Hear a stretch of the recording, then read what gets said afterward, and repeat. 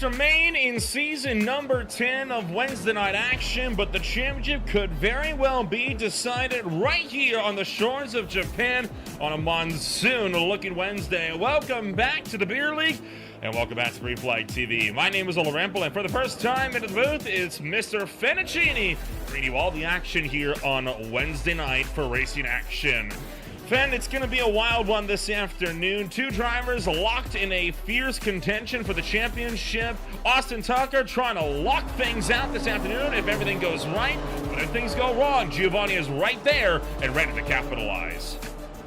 Absolutely. I think Giovanni is really, either super excited or super upset about the rain being present and so active here off of the Mount Fuji and Fuji Speedway. It's going to be interesting to see if they can keep up with the weather as it continues to try to just downpour here. Somewhere in the background there's a mountain that makes this place one of my favorite race circuits to be at. So it's somewhere in the distance. You kind of see a little bit of the ridge line there coming out of turn number one. But, well, we'll take a step back from the rain, and we'll take a look at the point standings that we got coming on over into racing action here on a Wednesday night. Austin Tucker still maintains the points lead. Now, he is needing everything to go right this afternoon. If he is able to score the correct amount of points tonight, he is able to lock himself up with the championship. But Giovanni Romano would still need 99 points to tie if he were to want to try to get in a run this afternoon. So Gio still not out of the fight once you're factoring in drop weeks, but it's going to be an intense drive all the way through to the finish. Right now, absolutely. Right now, sorry, if Austin Tucker gets a top three, he confirmed locks out the championship. But if Romano wins, it's not so secure. Absolutely not. And then if Romano is able to keep that momentum forward, there isn't a possibility of him taking that top position away as we move over into the team championship standings. Right now, Hot Wheels maintaining the top of the team's boards with 99 movies in a close second with less than 40 points separate the pairing. And Zero Team 6 trailing in a distant third, still has not yet hit the 1,000-point bracket. The only changes, Schnitz and Giggle jumping Flying Donut Motorsports by now 8 points. They take up the number 5 position, and they are still charging after the Classic Club Click for 4th. They are only about 23 points out.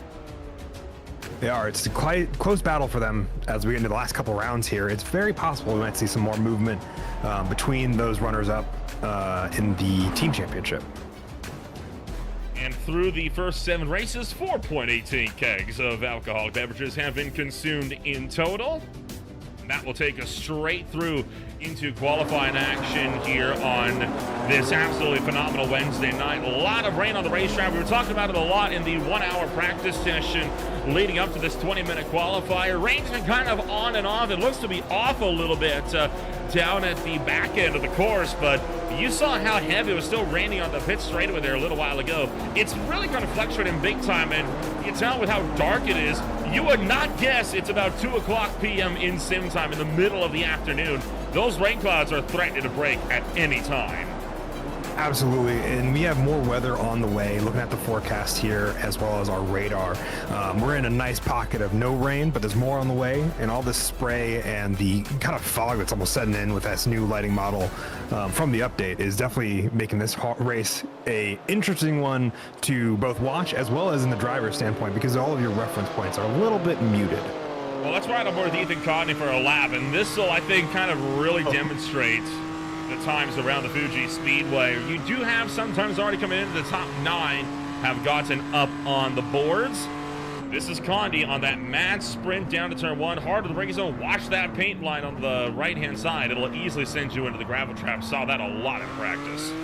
Yeah, we see one off to our left there as well as he's come back around to go through the next set of left-hander into the wide right-hander. Definitely way slower than you would take it in the dry because of the wet weather kind of just coating the track and preventing a lot of traction from reaching the road. Already been a counter steer through turn number 3 and getting ourselves set up over the rise as Condi continuing on with his strong performance here in qualifying, trying to get a lap on the boards. Right now, one of several that had that opening lap invalidated through the hairpin at turn 6. Downshift to the second quickly to just get some extra power down, and now set himself up for the double kink of 8 and 9 at 300R before we hit Dunlop and bypass the chicane. Straight lined it all the way up to turn number 13. One of the most treacherous corners, I think, of this race is going to be Dunlop. We saw a bunch of people go off in the practice along with turn 1, but given that it's not a nice hairpin that requires that more braking, I think we've seen a lot of cars get unsettled as they get into the corner and hit some more water that is sitting on the track still. They're getting a line formed, but it's still not there yet to really provide much more grip than they have offline. Up through nets at turn 15, rounding up to 16, and turn 16 of Panasonic. Critical to get the best run possible. That's not the line there. Misses the apex.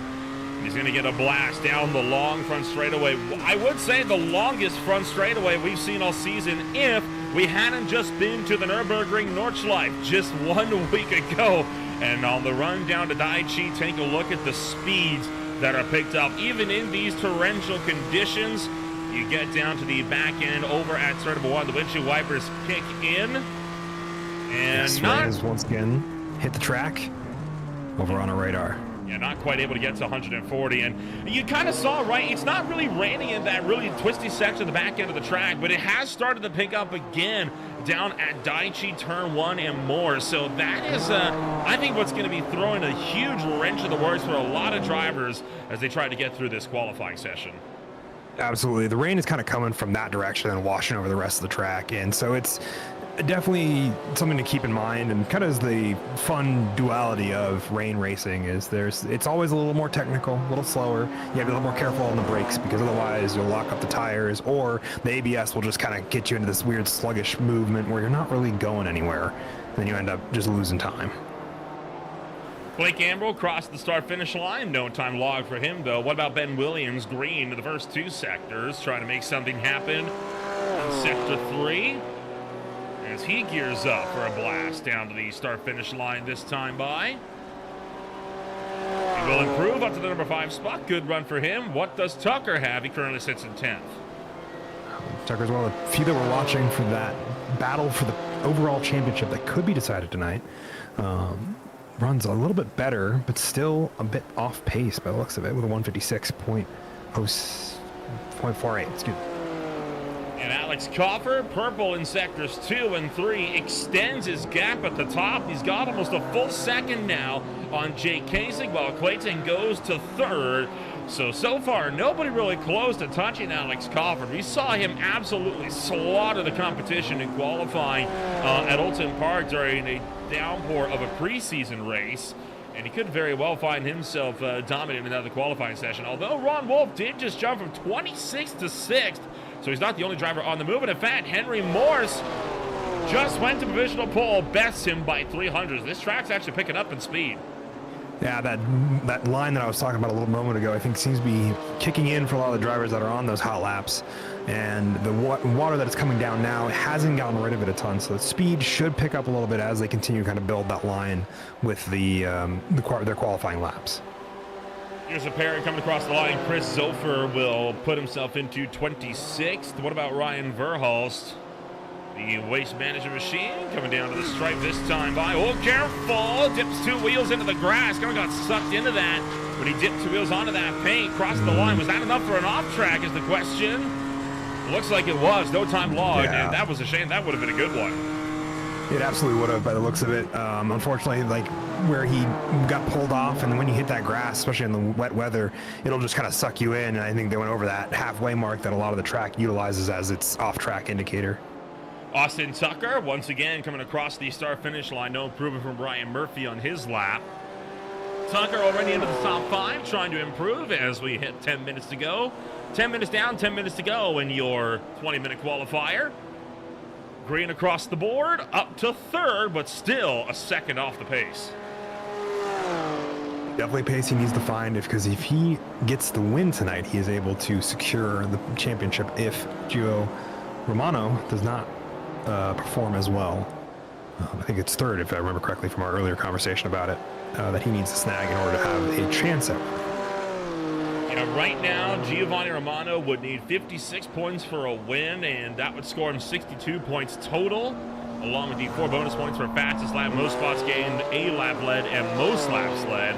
2 points as well for 11th of the sprints. Giovanni Romano could potentially have a good drive if he can fight his way up in the sprint race. Might be a difficult task, though, because Giovanni Romano, historically a driver that loves to start from the back and fight his way to the front, and with him having not yet taken to the track, I have to imagine he's going to be going for similar tonight. So a lot of those points are going to have to be made up in the main event. And right now, Tucker, you are correct. If he gets third place in the main event, in theory, should be able to get a good drive going. That would be as well if he gets anything above 5th in the sprint. Perfect. Then he will maybe, because he's already, well, he wasn't 5th. He moved up to, did he move up? No, he has moved up to 3rd. That was as of 1 okay. lap ago, but he has not gotten anything higher than that still. Gotcha. Okay. So then, yeah, definitely if he's able to keep that position and go forward in the main race, the feature race, he definitely has a good chance there. It's definitely going to be a battle of consistency and just not letting the rain, win in a fight that he's having with the mountain. See some drivers practicing pit entry. This is Greg Beckman, very much tiptoeing it on the way in, not wanting to cause anything untoward. Carson Catlin gearing up for another drive as he's going to make his way up and around through Panasonic Bend and into the final corner. Right now sits 19th, 3.6 seconds off from provisional pole sitter Henry Morse. The question is, will it do any better?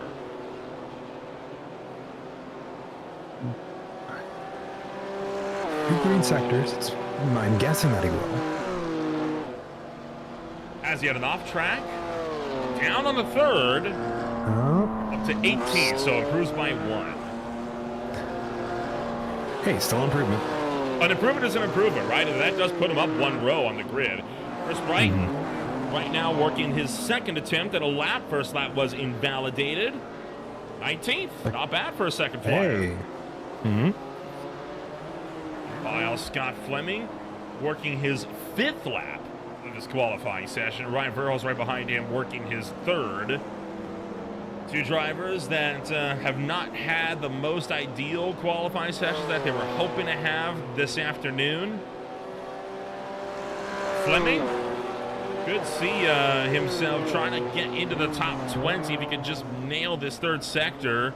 He is green. Is that enough? Yes, it is. He jumps up to 19th, and Verhulst on the boards, albeit all the way down to 31st. Alex Cofford is purple in the 2nd sector. He's pushing big.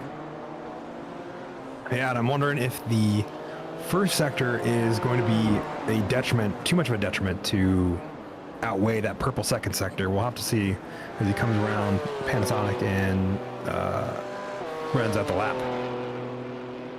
Got a pretty good line going with that late exit, as Tom Madole will not get on the boards. He sits still in that number 13 car, down and off the sheets. Down in the 3rd sector as well. I don't think... No, he is not going to get it. Yeah, that's always rough when you are 1/10 off and you have like a really good middle sector. And you're like, what happened to my other 2 sectors? And it's just you're back to the drawing board to get another good lap in. Well, the plus side, he knows where he's strong. Now he just has to work on getting the time back elsewhere. Shane Cameron going to bump up 1, goes from 9th to 8th. Kyle Smith with 0.2 of a lap to go, sits 25th right now on his 5th attempt. Just behind him, Matthew Dupuis, Austin Tucker, also on Flyers. Yes, and Flyers, good green sectors for all of them in that middle area as they continue to kind of build that dry line. It is definitely seems to be picking up a little bit of pace in that middle section specifically. Dupuis goes to 17th. Austin Tucker was bumped down to 4th, and that time is not going to get him any closer to 3rd. Jake Casey took over that number 3 spot on his last lap. 1:55.67, the third car to get into the 1:55 range. Jordan Babcock still has not gotten a time down, but he's green to the first two. And we'll have to see if he can keep it on the track this time around. Plenty of flying laps, I think, still happening from a lot of people trying to get better times. But it definitely looks like could be fast. Well, 33rd, bottom of the boards, but he's on the boards at least. I would say it's on the board, which is always usually better than not on the board. Now he actually has time he can work with, right? Because a lot of the timing differences have just been, your best sectors in the session, but it's not compared when you take the whole lap. And now that it can, we really get an idea of where the speed lies. Tom Adola's on the board as well. He goes to 28, looking like Romano, Blevins, and Augustino all going to be opting not to qualify for racing action this afternoon. Aaron Thacker, good lap. How about that, top 5? Oh, wonderful. Lovely 156.18. I've seen Giovanni Romano connect and disconnect from the session twice now. So that might be why he's not setting a lap time there. Well, he's usually one to start from the back anyway, though then the fact that he is going in and out does lead one to wonder if he is having connection issues with that race car.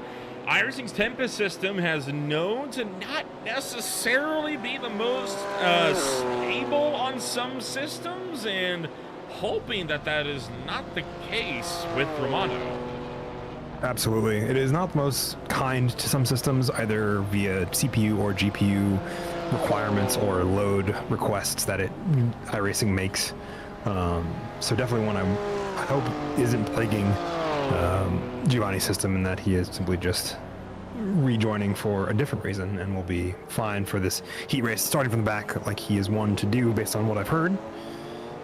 But we have more laps coming in. People are shifting around the order. Chris Bryant was jumped up to 8th from 16th that last lap. Seeing 2 green sectors for Scott Fleming. I'm hoping this one comes together nicely. Not quite. Still better lap for him specifically. Yeah, I don't think he moves up the order at all. He jumped up 1 spot to 21st, so okay. Yeah, he jumped to the inside row. Jordan Babcock could have had a good time, but it did get invalidated, unfortunately. I think a lot of the times are stolen. I think this is more or less what we can expect to see throughout much of this race. And drivers are also starting their final laps. And in fact, some drivers like these guys are on their final laps. A minute 55 is left. It's not like most qualifying sessions where you're allowed to finish a lap once that checker flag falls. That flag falls, that's it. So this is your last chance to get a time in across the boards. Interesting. Definitely one last good lap then for all those who haven't put one in or are trying to improve. Love to see the green sectors from Greg as well as Tyler. See how they get their laps in here in a moment. Josh Freed going to bail to pit road. Beckman goes up 1. Tyler Viennan jumps up to 30th. And 26th make that. Tucker in 4th. Last chance to go for provisional pole. He'd have to get a purple first sector. Ducks all the way down to the inside of the racetrack. Dragging it out to the line. No improvement. He is going to be down in this one. So he is out, and I believe that might leave Jordan Babcock. Was going to be one of the last times, and that could, in fact, go down to Tom Badol, perhaps, if he could get around in time. It's possible. He has got 45 seconds. Am I reading that? Well, yes. Not anymore. Well, yeah. Nope. As soon as I said something. His lap's kind of been ruined now. And, yeah, that's going to be it as the last cars are ducking off the racetrack. So qualifying going to draw to a close this afternoon. 30 seconds technically on the clock, but effectively done and dusted in this one. So times are looking to be relatively set here, Fen. And, well, what do you think? First sprint race coming up. Anybody you're keeping an eye on?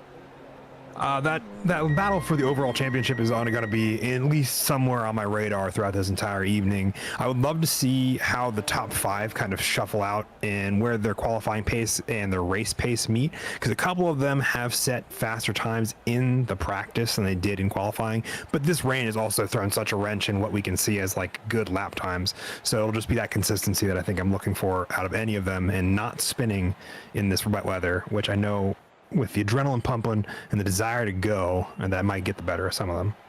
With all that said and done, let's take a rundown of what your starting grid looks like for the first sprint race of the afternoon. And started on pole position here, this one at the end of qualifying. It is going to be none other than Henry Morris alongside Alex Coffer. Jake Case picks up third with Tucker back in fourth. Thacker is in fifth. Clayton is in sixth. Ron Wolf in seventh. Bright, Ronberg, Cameron close out the top 10. Ben Williams is in 11th with Tyler Carlton in 12th. Alex King is in 13th. Bueller is in 14th. Then it's Hall, Condi, Lee, Dupuis, Freed, and Smith to close out the top 20 and about the first half of the field. Rest of the drivers headed on up. It's Scott Fleming, Carsey Catlin, Chris Flams, Jeremy Castro, Ringo Harrison, Adam Jusmail, Tyler Vietnam, Chris Zofer, Blake Gamble, Greg Beckman, Tom Badol, Ryan Verhulst, Jordan Babcock, Ryan Murphy, and then Giovanni Romano, Tyler Augustino, and Kyle Blevins all fail to put lap times down here in qualifying. You mentioned keeping an eye on that points battle. Austin Tucker starting in fourth for the sprint. Reckoned he needed to get at least fifth to get the points needed to lock out a championship, so he's off to a good start on that front. He is, if he's able to keep it. It'll be interesting to see how they go once they get underway here, if that changes up or down. Really one we're concerned about for him is down, but up is also a possibility there. Right now, 64 degrees Fahrenheit down on the racetrack, 65 in the air. Usually, it's not very common to see a colder track temp than it is an air temp. Usually, that's something we see a lot in dirt racing, but I think that's a testament to the amount of water on this track right now. Absolutely. It is definitely coated the racing surface and really reduced any amount of heat buildup or rubbering in we can do of this track. So it'll basically be a little more skatey than they are probably accustomed to in dry weather. Well, the lights are going to flick on, and we are ready to rumble as the revs build. And for Babs... For Babs Sinister Serenade, the sprint race is green from the Fuji Speedway. Morris with a good launch, covered, trying to run him down to the mad dash down towards turn number one. Everybody gets off the line clean. And into turn number one, Morris is going to pull clear with the race lead. We're 3 and 4 wide deep in the pack. Wow, yeah, Morse getting a very good launch off the start. Alex Crawford and Jake Kasich also following in second and third, kind of zippering in as we get into the Coca-Cola corner, and they hop over the curbs for at least Morse. Good start, looks very clean up in the front. Trouble for Eric Ronenberg, tail of the field. He has spun and hit the wall big time in the 017 highlighter entry. Remember, no damage on these cars, so he's able to flick spin it back. Front clip will get back on his race car, and he gets himself back up and rolling, but he has tumbled down the field as a result. Morris has not been able to break away for the lead. Crawford keeping him honest. All the side-by-side action deep in the field and around. Gonna go Kyle Smith. Dumps it down to the apex, and he's gonna bottle up a couple. Absolutely. With that spin, it's that thing I was talking about at the beginning there with the unfortunate but very present rain causing people who want to get on that throttle a little early to cause the car to go spin around and not get anywhere where they're supposed to, and unfortunately impact other people's races in the process. And now, side by side for the lead. Crawford got the outside. Henry Morris has the inside as we set ourselves up for next. Trying to get that wide arcing line through. Not able to get it that time by. This is what happened to Eric Ronenberg down at turn 3, Coca-Cola corner. Just hopped over the curb and back end came around on him. And those curbs are really dangerous in the wet weather, especially under braking, but can be also really unsettle the car. And with that lack of ability to grab traction because there's no heat in the track, there is unfortunately that spin. Car comes around on them, like you mentioned, unfortunate, but bound to happen. Once again, Morris and Crawford side by side for the top spot. Hard to see in the spray, but they are there. Oh, getting a bit loose on the line. Started the brake right on the paint, and he's somehow going to keep that car underneath him, slows it down, still side-by-side through 2. Oh, man. Always love to see some good side-by-side action here, and that wiggle was just I was so concerned it was going to get Morris on him than it was. I believe that is Crawford backing out for a moment until Morris runs wide. Morris runs it wide. Crawford takes that one through, and Crawford, or Morris, sorry, going to try to battle back to the inside. A great fight we're having here for the top spot. It's Of course, a fight that's not going to last. Crawford, like Giovanni Romano, likes to start his main races from the back, so he is going to be taking himself out of this race, no doubt, by probably straight line to turn one if I had to bet here when we get around to about 2 laps to go, maybe 1 lap to go. It's a tradition. You'll know it when you see it, right? Alex King and Justin Hall side by side as well. Remember, top 12 also get inverted for the main event. And right now, Carlton hanging on to that last spot. He is side by side with Bueller. Absolutely, as they are cars coming back on the track from running wide over there at the end of Dunlop. I saw Henry Morse just get off track a little bit and get unsettled going into Dunlop. A little bit of a touch there, and then he was off wide coming back onto the track and just losing spots. And not just him, Alex Crawford was sent off the road as well. Now we got a car around Carlton. Going to spin it out, keeps it off the tire barriers, so no harm, no foul for him. And the battle for 8th and 9th, Chris Bright is able to pick up another position. While further down the field, a fight for the, right now, the inward spot, Justin Hall, assuming Cobb takes himself out of competition. That will then fall to Freed and Williams, who right now are in line for 13th and 14th on the racetrack.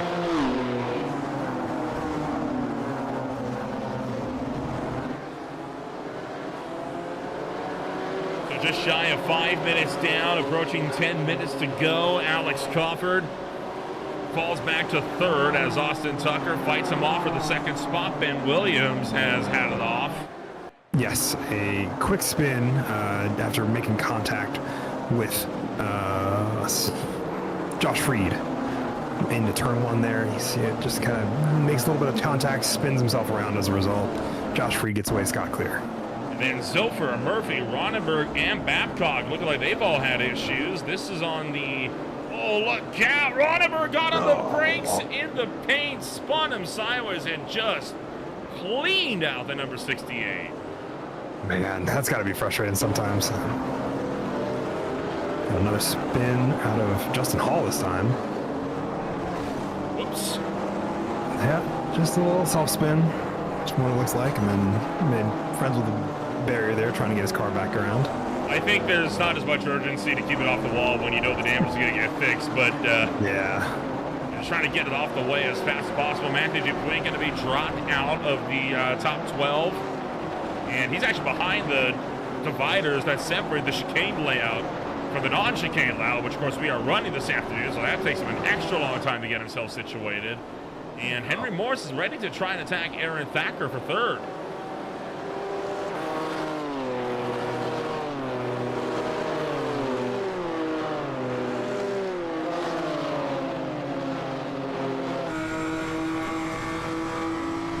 On board with Morse, makes the look, left-hand side.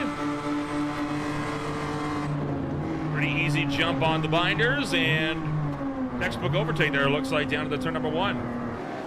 It is, if he's able to hold on to it on the exit and doesn't get on the power too early to get the car spun around with all this water that is still sitting on the track. Don't see anything to stop him doing just that. Morse secures 3rd.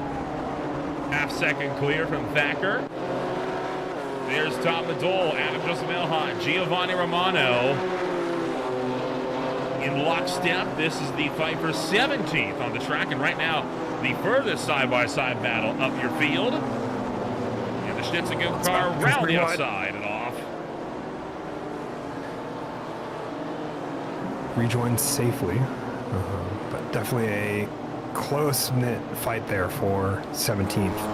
And 16th and 15th aren't far from them either up the road.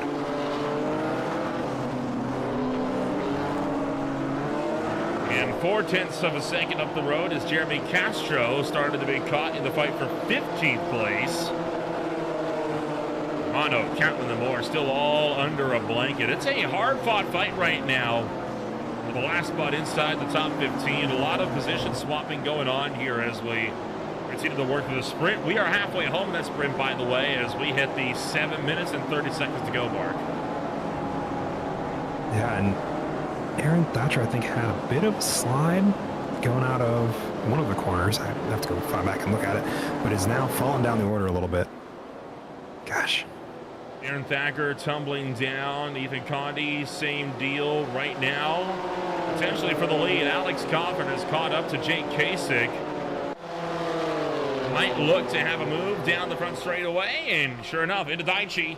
Dives to the inside. Watch the brakes at the paint. He is going to be able to do just that. Sweeps through the lead. Kasich trying to go for the crossover, but not able to get the hammer down out of turn one. It seems to be the clean way to get the overtake so far has been just to get on the inside early and then just stick the exit. So it'll be interesting to see if we see more of that during the feature race, or if we see somebody get overzealous trying to do that and end up spinning around, or spinning around a couple corners later like this. Oh, there goes Coffert off the road. I know he likes to take the dramatic exit out, but that is not the way he wanted to go out, but I think he'll take it at that point. He's like, all right, fair enough. Physics said I had enough. So he's going to park it for the remainder of the sprint, while Chris Pride and Bueller will fight it out for 10th. That moves the transfer spot back now to Jason Lee, who is 1.2 clear of Chris Flams. I think he's got a pretty good margin there, both in front and behind him, to just kind of ride it out. Don't make any dangerous moves. He'll be on a good spot to make the to start out the feature race. On board with Austin Tucker through the first section, well, the final sector of the racetrack, as he tries to run down Aaron Thacker further back of the pack. Alex King, Chris Bright, Alexander Bueller under a blanket. This fight for 8th place. 1 AM class driver, 2 pro class drivers in the mix, and right now King, the AM driver, coming in as a rookie as of last week at the Nürburgring, finds himself kind of in the meat of the sandwich, but he's going to get a great over-under through Panasonic down the main straight. And if he can just keep that momentum going and get a good braking marker as he slides in, he might get himself some good positions there. Getting to the inside as Alex King. Going to try to make that look. We've seen a lot of clean passes being made, and doesn't take any chance of pit line because he's in too deep, and he's going to run off wide off the edge of Daichi. Gets it stopped before the paint, but that's going to allow for Bright to get back around him, and Bueller might get through as well. Are we going to be 3 wide into Coca-Cola? No. Not quite, but Bueller backs out. Yeah, but Chris Bright is not taking any chances with Alex King, given that he just ran off the road, so giving him plenty of space to make these corners. Tell you what, did not expect Alex King to come out on top of that fight, but, well, he still might not, as he's going to go off the road again. Yeah, so he's not out of the woods yet, based on the fact that he is once again off track, but it's possible. Ooh, contact! Bright kind of caught some puddles there, slid sideways and doored into the 16. Yeah, that's that. Get on that throttle a little too early there. This is Harrison, very back of the field. Turn 1. Long slide and trying to get it corrected. All right, fair enough. Yeah. Kept it going right away. That's, you know.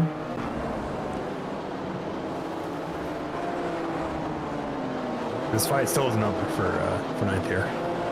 A lot of field separation here in the sprint, and of course that has all got to do with how the rain has fallen here over the Fuji Speedway from Bab's Sinister Serenade. And you can tell that it's going to be a real driver's race here in this one. Alex King kind of juking left and right all over the racetrack. Might be trying to break the draft from Josh Freed, and he's going to force Freed to take this one the long way if he wants it.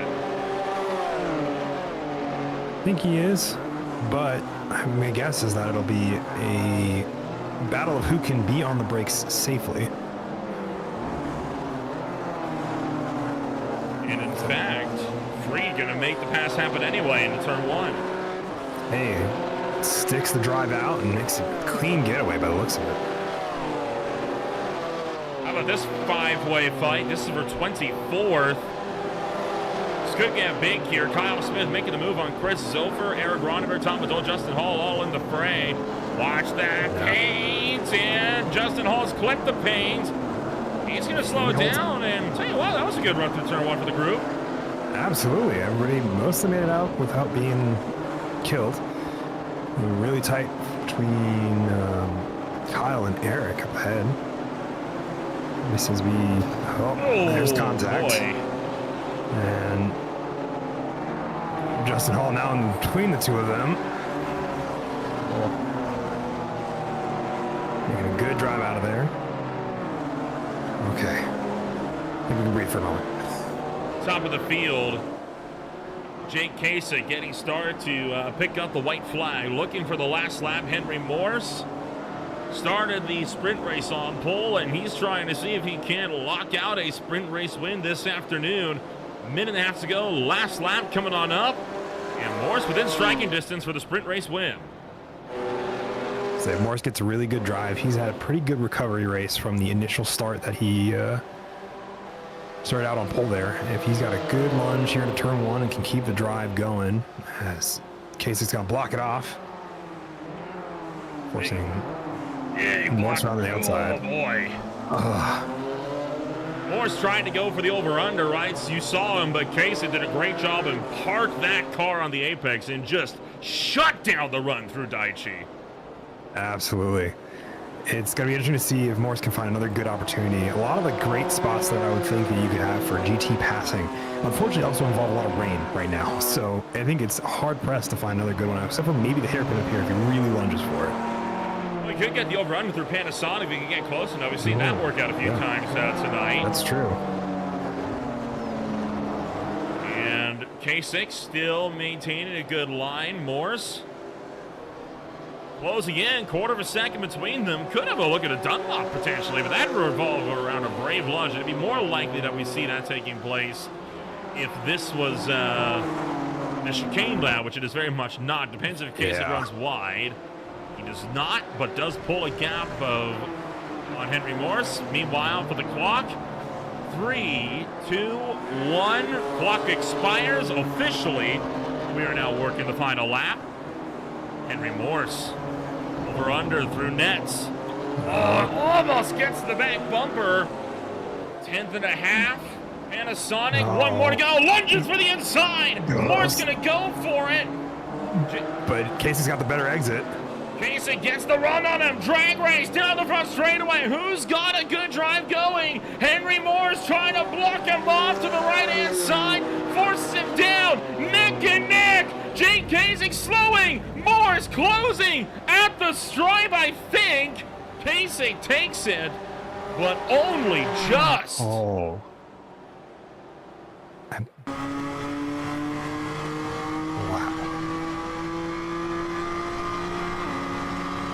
Take a look at this. How about that? Less than, I think, out of bumper. 100th. Yeah. Maybe a bumper's width separates two of them. According to the unofficial results, I see a 0.000 for Henry Morse behind them. Meanwhile, the party commences off the back of turn one here as drivers engage in another long-standing beer league tradition of absolute carnage after the sprint. Absolutely. Making friends with the pile of cars at the runoff of turn one. It's always a con to see how many they can get to clear that wall. And I think we've gotten a healthy handful already over that wall, particularly through the opening. Oh, Condi actually lost it entering that area. A little bit of a whoopsie-daisy. You gotta love it. And there goes Ringo Harrison off the side. It's always a good time, though, here to close things out for the sprint race. You always know you're going to be in for something wild. Now, if we could just get one of those types of photo finishes for the 1 hour main event, that'd be perfect. That's got to be closer than the photo finish that we saw at Sonoma earlier this season. I would have to say, I've never seen a 0.00 on the timing street for the first and second place finish. Well, let's take a rundown of what your official post-race results here look like in this one. This is the sprint race, and margin of victory, holy cow. I've never seen that either. Dead tie at the stripe, according to according to what we got here on SDK, we'll obviously try to get a physical image of that finish for you. But tell you what, it's going to be a wild ride when we get set to go racing in just a few minutes. We'll be back with more action from the Beer League and from Sinister Serenade when we return for the main event on Green Flag TV. We'll see you in a moment.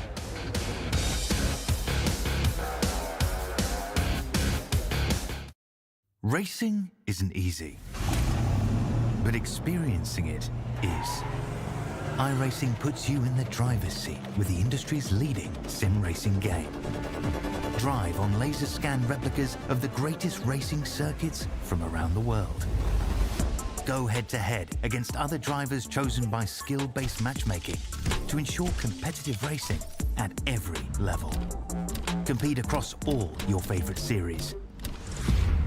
In officially licensed cars, engineered to deliver the most accurate driving experience possible.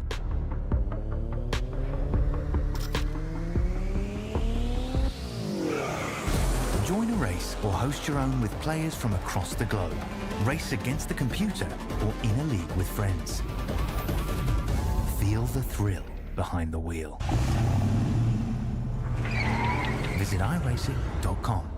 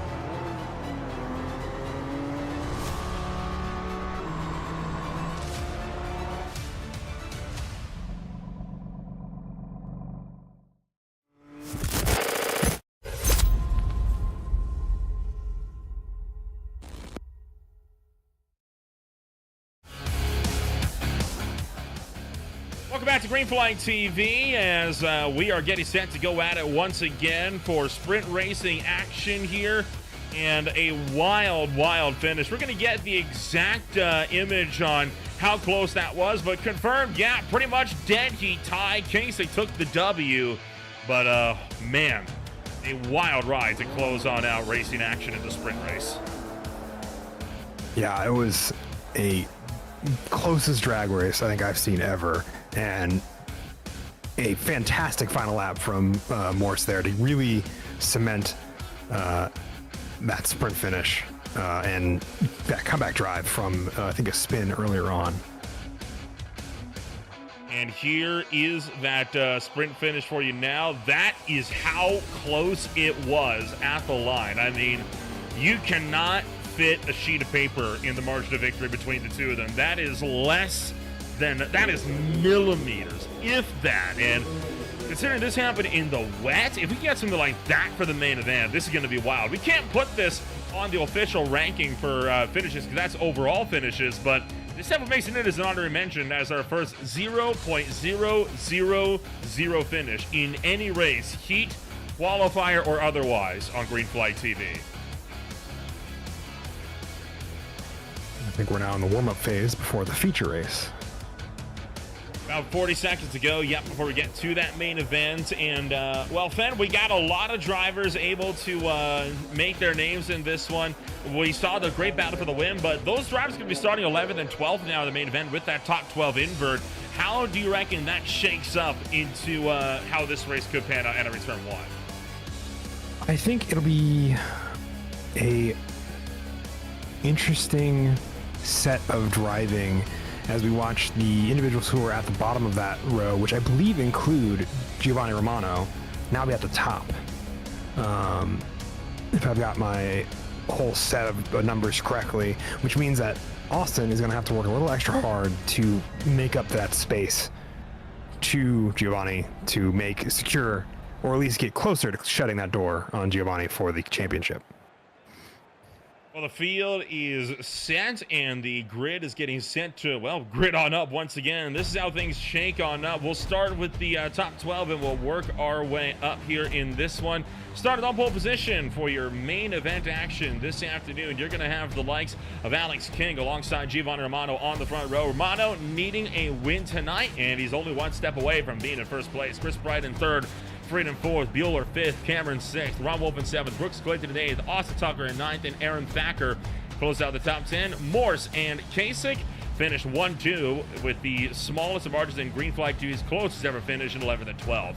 And then as they finished in the sprint, Jason Lee, Chris Flams, Tyler Augustino, Jeremy Castro, Adam Joseph Mailhot, Matthew Dupuis, Tyler Vietnan, Scott Fleming, Ryan Verhulst, Blake Gambrell, Tom Madole, Eric Ronenberg, Jordan Babcock, Tyler Carlton, Justin Hall, Ethan Carney, Ryan Murphy, Ringo Harrison, Greg Beckman, Kyle Smith, Ben Williams, Carson Catlin, Chris Zilfer, Alex Cofford, and Kyle Blevins close out the 37-car field this afternoon. Busy grid. A lot of racing happening. Should be a fantastic feature race. Fantastic feature race indeed, as the field getting set to make moves once again. Waiting on the top two on the right side row, as well as Dupuis, Hall, and Blevins, and they got 30 seconds if they want to get on the grid. Yeah, I'm wondering if Giovanni's going to start from not the grid, which I think would be a very, unwise move if you're trying to secure a championship finish. It's what he's been doing all season, though, so it wouldn't surprise me. It is an hour of racing, but it's also an hour of racing in wet weather conditions. We are in a brief pocket of no rain, but we have more rain on the weather, the radar on the horizon. So it is definitely not, we're not out of the woods yet there to still continue to build a dry line with dry pace. Well, the field is set. The lights are going to continue. And it's go, go, go from the Fuji Speedway. Sure enough, Romano starts his race from pit row. Meanwhile, Alex King, no competition as he begins the mad scramble down towards turn number one. Who's going to miss the mark? Who's going to be able to get the nose in there? Who's going to be able to make moves early in this one? Three abreast, a few drivers stacking her up. And I think, we got one slightly around, bottling up the field, and one fully around to the exit of Daiichi. But other than that, looking clean as we approach Coca-Cola Corner for the first time tonight. Yeah, it was a safe, mostly safe turn one, which I was excited about until we had a couple of small contacts there. Chris Flams was spun and then unspun by, I believe it was Tyler Augustino, not far behind him. And then that is how that order shook out with everybody jockeying for position there at the start. Still jockeying for position as well as we get up into the hairpin for the first time tonight. Shane Cameron gets through into fourth. Henry Morse moves into sixth, and then Kasich and Thacker 3 wide as they make that run down towards the Dunlop complex. And Tucker looking for the inside. Thacker covers the door, and he maintains his run in eighth. Definitely fighting a little harder for position here now that we're at the feature race from the looks of it, as Morris is pulling out all stops to get himself back up onto the podium and shooting for that top position.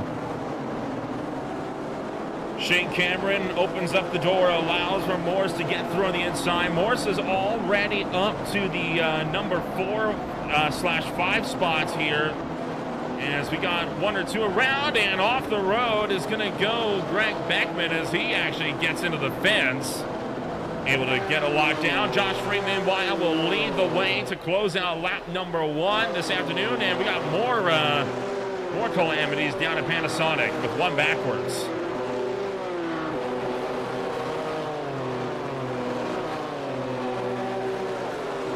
Lots going on down in the final couple of corners here. This is Eric Ronenberg. I believe he just got on the power a little too early initially and spun himself around, but that is what caused the linear of cars to choke up and cause more incidents, including, I believe, a few individuals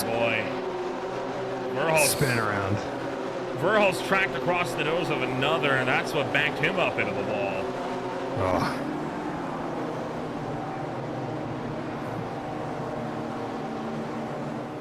Another incident involving Blake Gambrell as he braked too hard on that paint that we were talking about from pit exit and sent it off in turn 1. And this is that incident. Opening corner, Gambrell. Oh, there he goes. And that is a high speed off. Oh, my goodness gracious. The 549 of Kyle Smith just saw his race flash before his eyes. Yeah, both him as well as another. Oh my gosh. That is not something you expect to see when you're braking for the corner and you already started to turn in for the apex. That is sheer luck right there that they both were missed. That could have been a monster crash. That absolutely could have been, and I think both him and Henry Morris were very thankful to be where they were and not, you know, a couple meters up the road and in the way of that sliding Blake. Take one more look at this one. This will be on board with the car that Kyle Smith was battling with. This is Ringo Harrison for the Serial Team 6 crew. And as they turn in, this is the flash across the bumper as, yikes, and it was even closer for the car to his right. Oh, man. Oh, look out, and around going Shane Cameron, Turbine Kasich, off at Daichi on the exit of turn 1. They're able to get themselves sorted. They'll recover, and pretty nice save, all things considered, but that's now about 5-6 spots that both cars have lost as a result. Yeah, definitely just trying to give each other room, and then not also accounting for the fact that Alex King was rejoining nearby them just before. Aaron Thacker off the road, going to let both of these cars through, and might do the same with Austin Tucker. 5 minutes in, battles on for the lead. Cameron goes around again. Finds himself parked the wrong way, but they're side by side with the top spot. Henry Morse is trying to gun it around Alexander Bueller. Gets him in the Dunlop, and Josh Free trying to follow through. Tight groups of battles starting to form here as pockets of cars pair off and begin their own little smaller duels. It's I feel like we've watched the track get real spread out real quickly. Well, no surprise there, right? Especially with the fact that the rain is now coming into play big time this afternoon. As well as that, we are past the 5-minute mark into this race, so now we have the possibility of 2 code 60s from here to 15 minutes to go in this race. So we got 2 of them last week at the Nürburgring. There's a chance we could very well get at least 1 and possibly 2 this afternoon. If we do, though, single file restarts is no doubt going to be the order of the day. Well, you spoke it into existence because the code 69 has just been thrown. Okay, So well, we are under code 69 at the moment. was that thrown after or before they crossed the line is the big question. I believe it was before. No, it was after because they're still racing here. Rule is you get to race back to the line before that code 60 is deployed, and, well, they're still racing here, clearly. Well, that's fair. Fair enough. Yep. I believe they were past the line when that was thrown. They don't usually throw them this early. Now, granted, it is a random bot that determines when they're thrown, right? This is not an admin-controlled decision. But it's rare that one gets thrown less than 10 minutes in. Well, it is a rain race. We had a very chaotic start. I wouldn't put it past a bot, I suppose, to decide that was the time. But, I mean, it's also, I think, just a random number generator that pulled the number that it was supposed to. So. Now, granted, this is going to be good news for a lot of drivers deeper in the field, like Giovanni Romano, because this allows for the field to condense back together. They're able to close back up to the front and make some more lunges. Both Giovanni, Austin Tucker, a lot of people that are looking for good, more positions to secure championship positions, I think we'll be really happy that there's at least one tonight.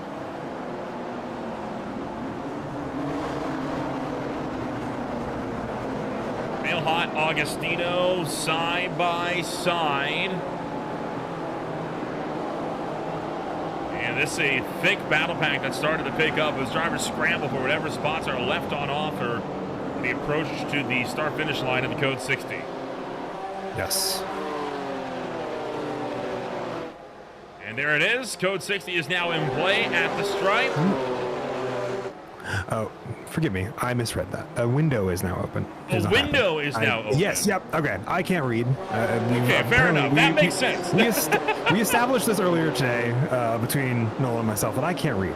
And apparently that is just coming into play again when it really matters, you know. Counting you for this one here, buddy.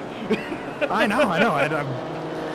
I saw Code 69 is open, so I assumed it was the actual thing, not window. I didn't read enough words correctly. I apologize. The window is now open, so they're still racing. No surprise there, and I'm sure these guys are... Oh, contact between Carlton. Nearly spun himself off the nose of Justin Hall.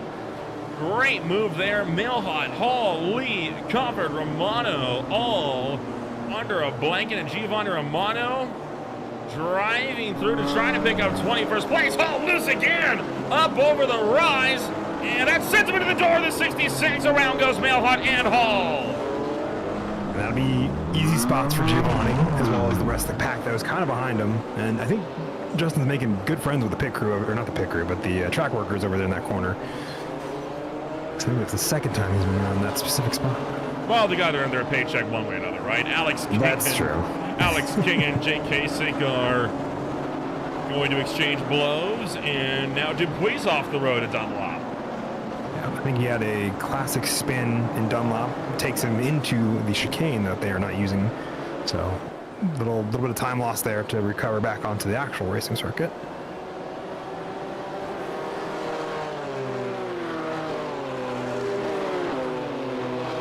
Minutes in, 50 minutes to go. King and Kasich side by side for 4th and 5th as they do battle all the way down the long pit straight. Down the hill, we'll set ourselves up for turn 1. You see 16 pull wide, trying to go for the over-under, but that rain keeps him from getting a run going.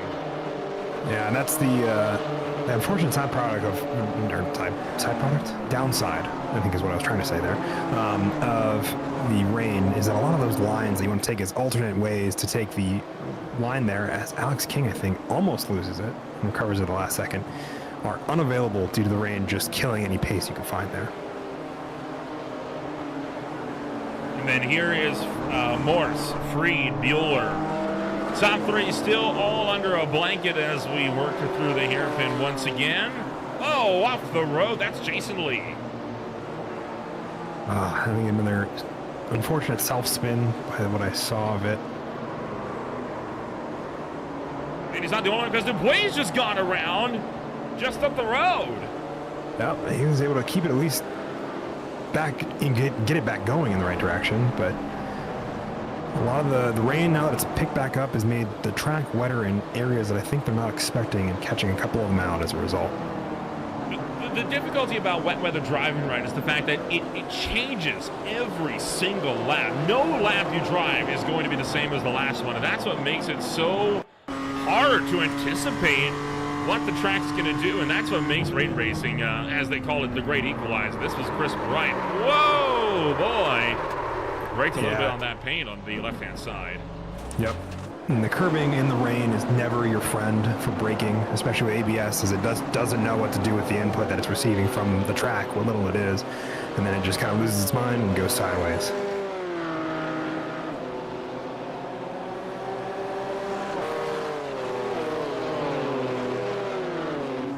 So Henry Morse maintaining his run in the lead, but while he managed to battle his way up to the lead really quickly, he has not been able to break away at all. He has been struggling, I think, to break away ever since he ended up being the leader of this grouping, as Blake Gamble and Alex King both having isolated issues, but at the same time of the racetrack, that was Gamble going off the road.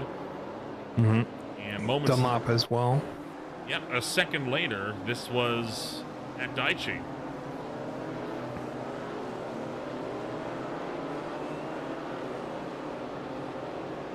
Yep.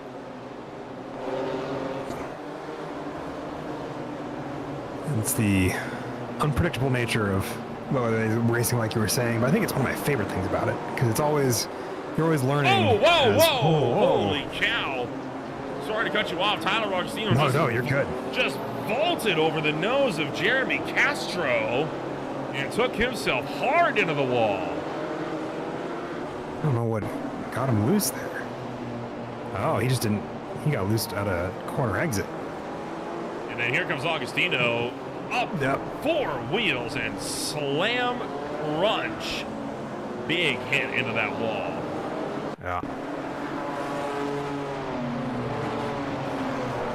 Immediately after. Look at that. That is Oh. a sight. No chance of stopping that car before it went into the wall.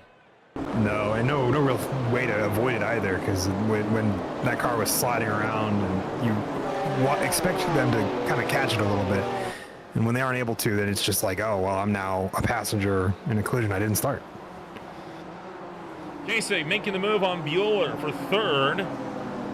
And dives. They're both sideways. Tandem spinning out of turn 1. They're both around third and fourth. Both unassisted off the road. Jake Kasich going to get the ship righted, and Alexander Bueller going to have to reverse out of the Armco in order to do the same.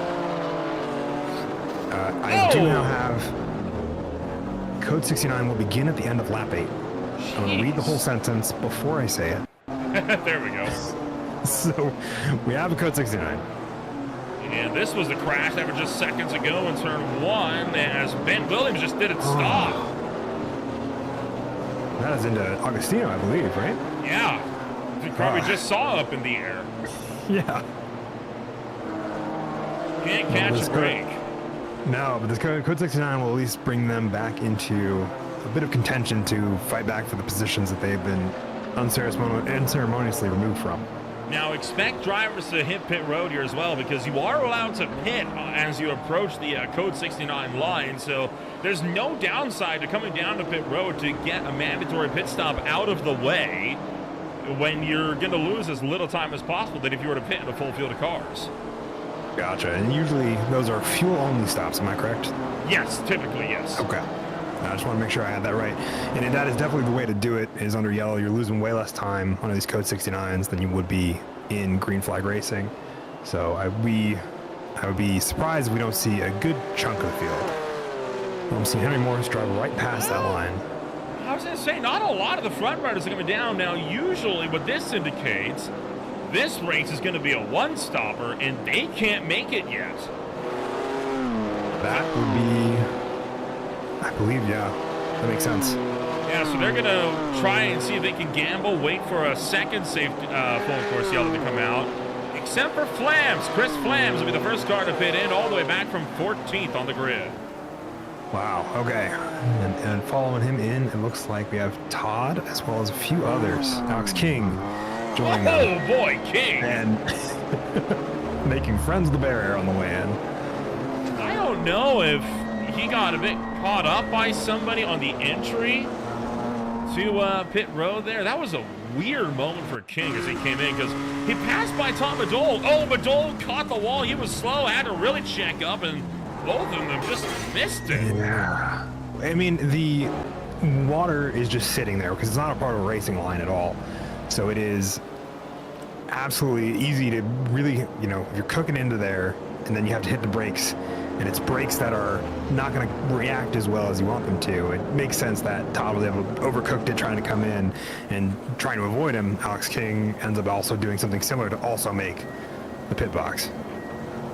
So first code 60 of the race is out. You won't miss a moment. We'll take ourselves a brief step away, and we'll return with more on Green Flag TV.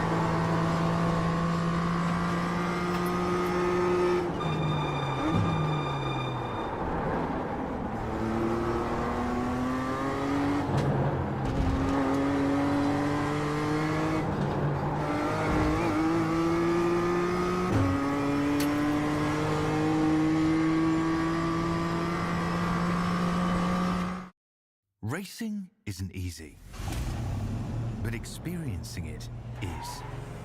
iRacing puts you in the driver's seat with the industry's leading sim racing game.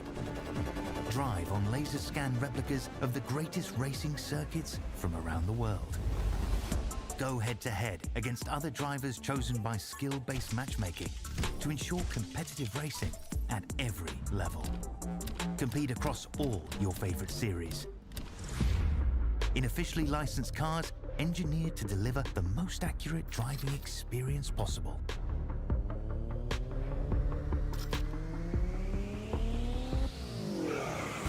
Join a race or host your own with players from across the globe.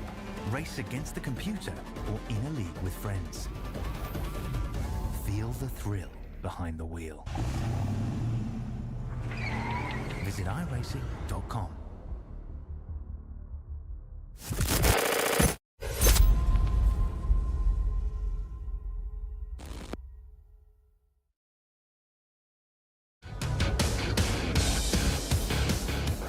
Welcome back to Green Flag TV. Still under our third code 60 of the race. Carson Catlin has come down into the pits under this caution flag, as has Blake Gambrell. This is one of two this afternoon. If you're just tuning in, welcome to the Beer League. We are 10 minutes shy of halfway. My name is Little Ramble alongside Benicini, bringing you all of racing action from Wednesday night and what could be our championship decider. Right now, Austin Tucker has third, and with him having secured a top 5 finish in the sprint, he is right now on track to potentially take home the championship by the end of the race.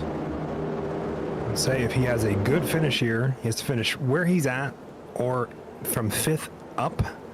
Will net him good points here to at least close down the championship. And I believe Giovanni has to come in 3rd, is what I heard correctly, to keep it open. Let me double check that.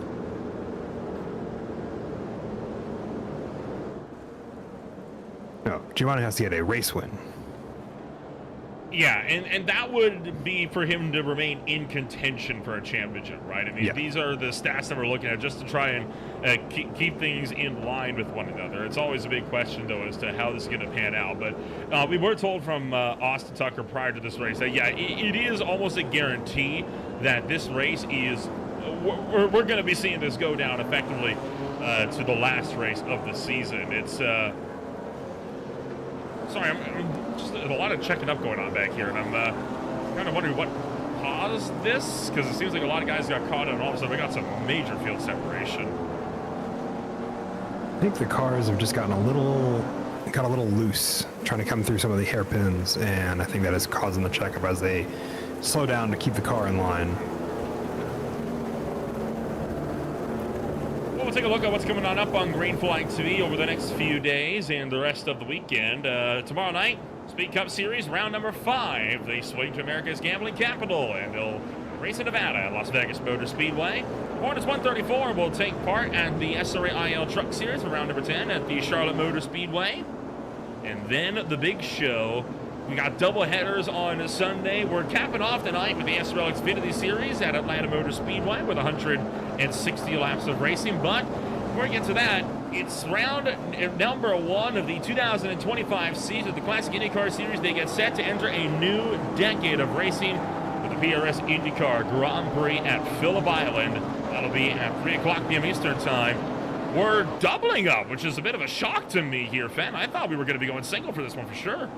I thought I was going to lean on your judgment there, but I immediately saw, well, as you were saying that, I saw the Form 2 restart lines from our race control, so we are going to be going with 2 lines. And they've put it single for less, so this is a surprising one to me. I'm not complaining, but it's new. It's new.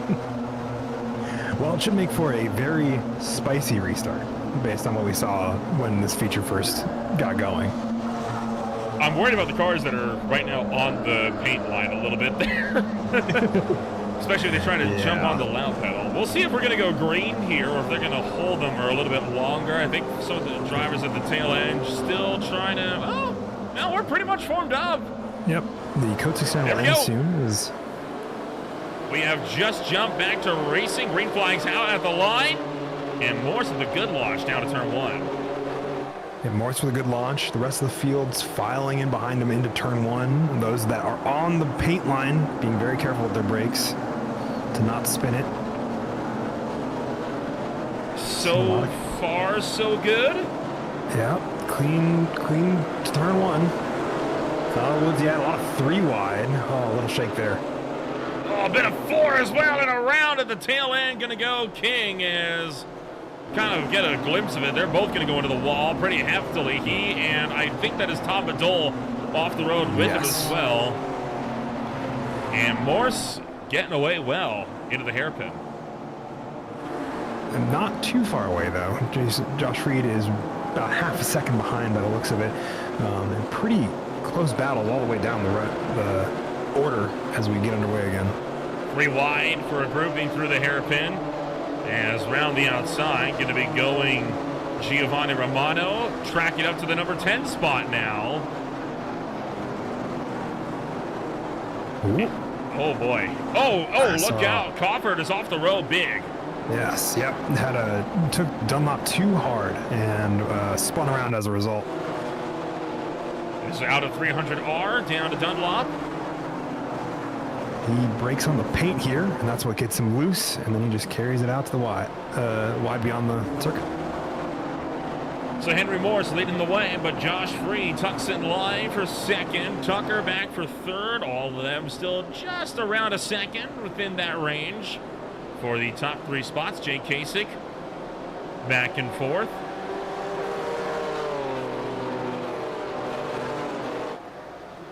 Brooks Clayton is 5th.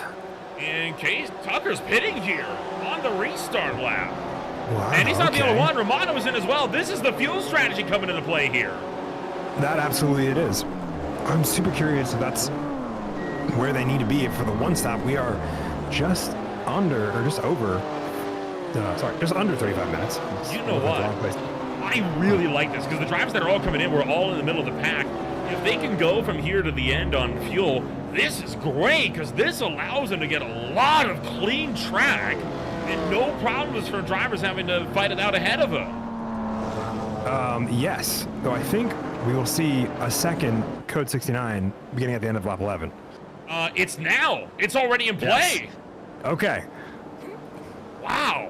That came in quick. And again, this is, oh my gosh. Okay, so we've had a few cases of Code 69s being thrown really quickly. We had, in fact, I think the second Fuji race ago, we had the second one coming out within a lap, and we saw the same thing as well at a Long Beach race a while ago. And the wild thing about that Long Beach race, this was back when they were doing full safety cars, right? We weren't doing the Code 69 yet. So the safety car's out, right? It comes in, and the green flag came out. Not even 2 seconds later, the second safety car was deployed. They hadn't even gotten to the start-finish line yet. On the restart, they never made it around. The safety car pulled into pit road less than a minute ago. It was one of the wildest things I've ever seen. That caused a boatload of problems with drivers suddenly stacking up.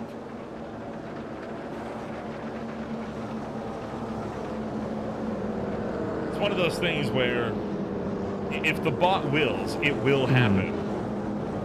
And I have to imagine that they were waiting for the pace car to reach the end of pit road again to go collect them. Yep, that's exactly what they had to do. Now, credit to them, they didn't have to wait long because the pace car was still ahead of them when they took the green flag and the caution came back out. Okay, well, that explains why everybody's diving into the pits.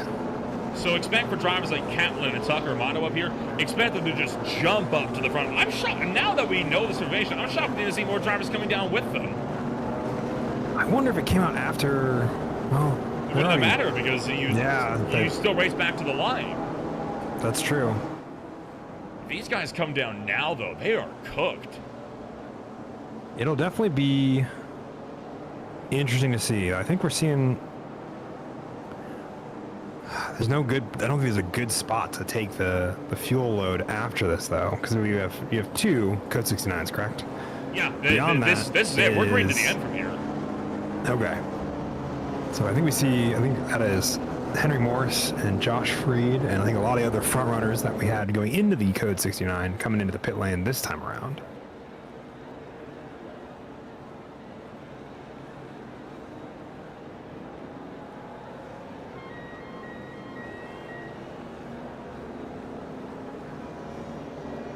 Morse, Kasich, Clayton, Thacker, and more are in. Freed, Carlton, Bright, Williams, and more are staying out. And based on these guys staying out, now we get the other question coming into play, right? Are they safe on that fuel? I don't know. I want to say that most of the ones that have pit already will be safe on the fuel if they're careful about it, because it is wet weather racing. Well, then why would, if that's the case, why would these guys be staying out? I don't know. Are they expecting to pit for less fuel than they would take now? Because the only thing I can think of is that they're doing a fuel save strat where they have to just come in for a splash and dash towards the end. So we only have 8 cars that have not come in for the mandatory pit stop. We got Freed, Carlton, Bright, Williams, Flams, Verhulst, Harrison, Zilfer, and Condi. Those are drivers that have not pitted at all, and then that pitted under the first safety car, or Code 6. We got Kaplan, Gambrel, Murphy, Mailhot, Augustino, and Verhulst. But we were pretty confident that they're going to have to come down for a second time based on that caution window. Absolutely, and the fuel that they are able to take for the max fuel, I don't think will take them to the end. So they'll have to come down at some point, and they may not be in the window to where they want to take it because it might not be that much since they've already stopped once. I don't know. Interesting to see how it plays out. Tell you what, when I was bringing up the best laps of the race that these guys have had so far, I was not expected to see drivers with over 2 minutes in the top 10, but such is the way of pit stop windows, right? Yes, that is the way of pit stop windows. That is also the way of wet weather racing. Unfortunately, it giveth and it taketh away. Potential moment here under the Code 60 as Henry Morse. You saw him off the road, and whoa, look out. Bit of a blind corner, and drivers getting caught out by the field slowing. Why are we stopping? I think we have a car off in the inside of the hairpin that I think has to return to his position. That would make sense, having a slow up. Jason Lee, I believe, made a little bit of contact with the inside barrier, saying hi to our track workers over there at the beginning of the hairpin, and has to work his way back to, I think, his spot. I think that's how that's going to work. You don't often see crashes under any kind of safety car, but it was the slowest.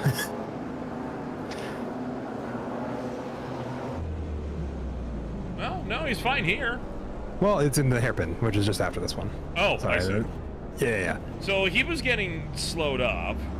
Yes. He tried to go. Yep.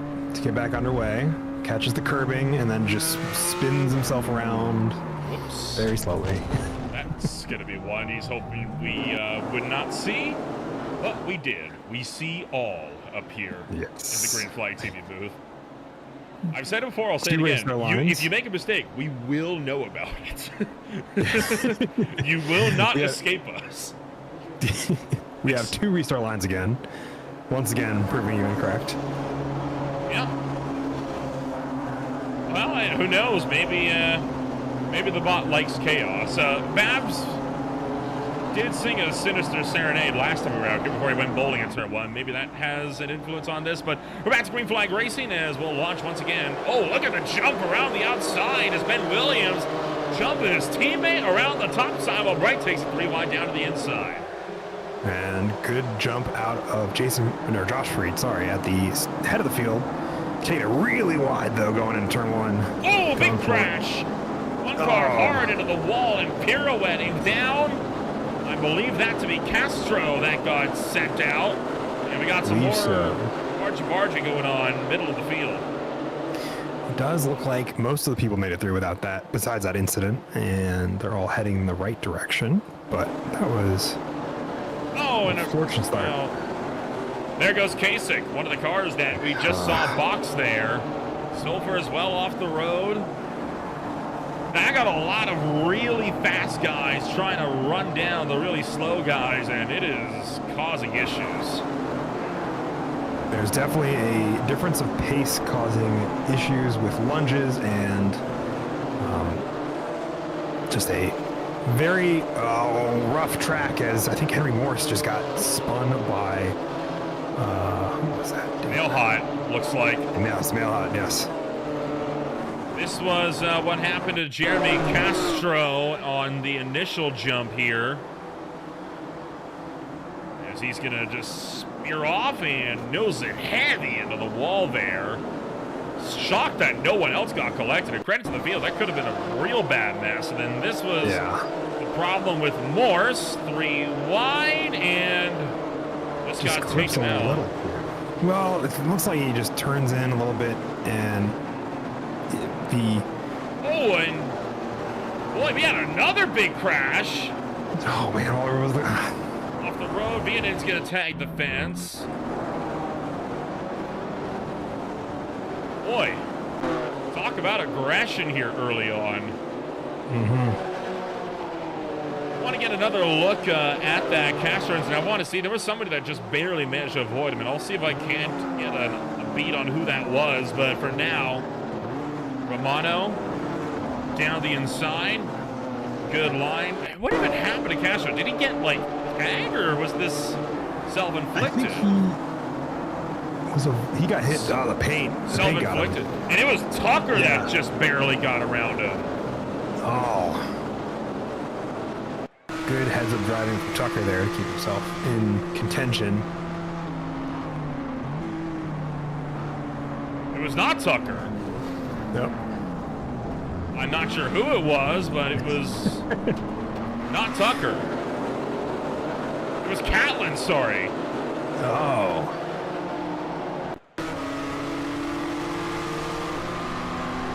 It's going to be a view. I mean, all of a sudden, you're just on the brakes, minding your own business. All of a sudden, hello. Yep. And that kind of explains why he then missed his braking point. Yeah, you're a little worried about a couple other bigger things at the moment. Alex King had a bit of a spin by himself.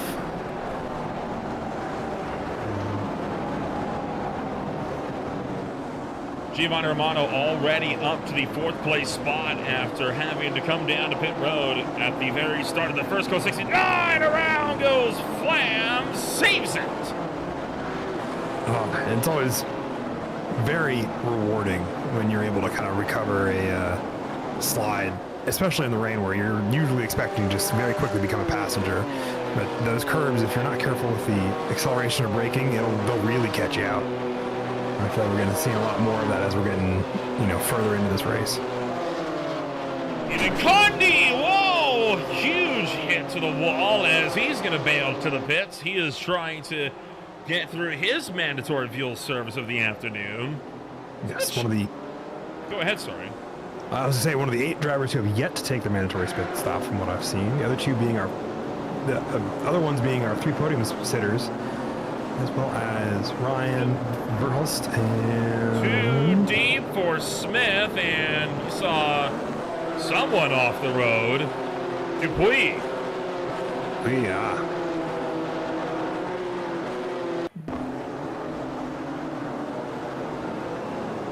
So Dupuis going to lose it right in front of Eric Ronenberg, and nowhere to go for Lee, and there goes Smith, just nowhere close.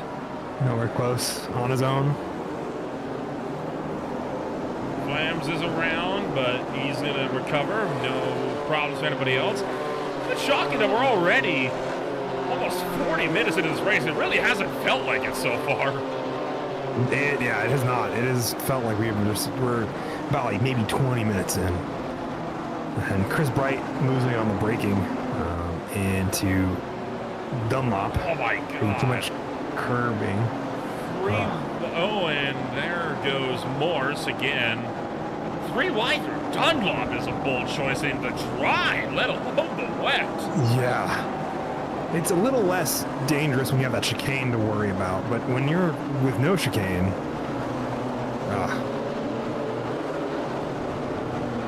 shows either a lot of trust in your fellow competitors or a lack of regard for one of the two. We'll let you decide which is which. Here comes some of the top runners, Freed and Williams, taking the mandatory stop there, both at a pit road. That puts Romano into the lead. Coffer running second. Chris Bright, Ryan Burles also taking their pit stops now. Kind of the last trailers of our individuals that need to take the pit stops. Ringo Harrison, I think, is one that still needs to take their pit stop. And then otherwise, I think we have everybody. Christopher, sorry, is our last one who needs to do the mandatory pit stop. Gio Romani has a pretty good gap to Coffer at the moment. Oh, and a big crunch at turn 1 as Kasich is off the road with a big high-speed slide. I'm willing to bet caught the paint on the brakes and just went straight on. That is going to be my guess as well. There's the paint line. Watch it. Watch it. No! He got taken out by Castro. Yeah, that is... I think Castro got caught out by the paint line and unfortunately made a missile of his vehicle. No, not like that. He just missed his braking point altogether. Yeah, oh.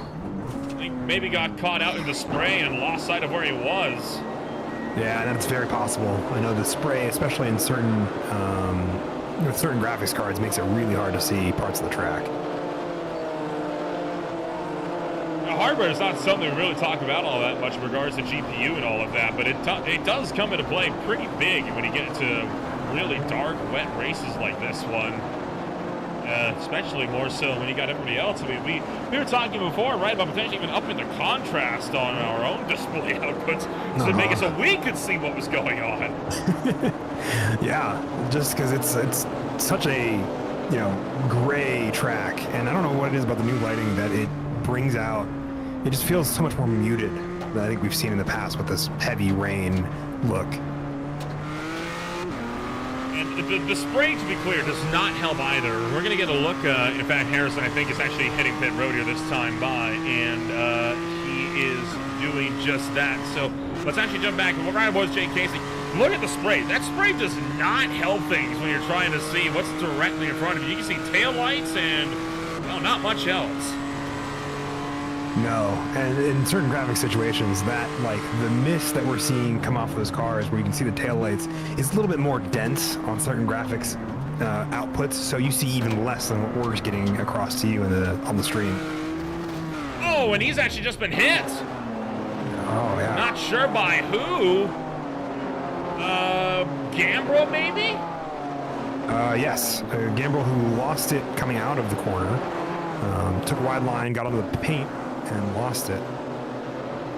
Gambrel directly in front. You saw the battle on board as he got through, and nope. Spears him. Yep.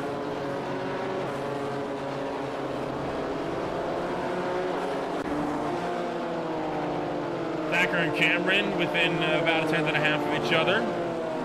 And Remorse, the sprint race winner, by 0.000. Gets the jump on Jeremy Castro, makes up a spot. Coffer keeping him on nice and honest up for the lead.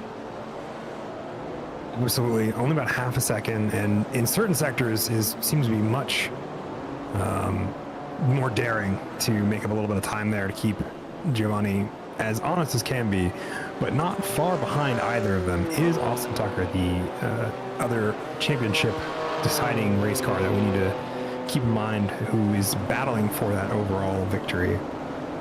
Gambrel around, Ronenberg around, so two more drivers having issues again. This is once again going to be what happened to Gambrel here.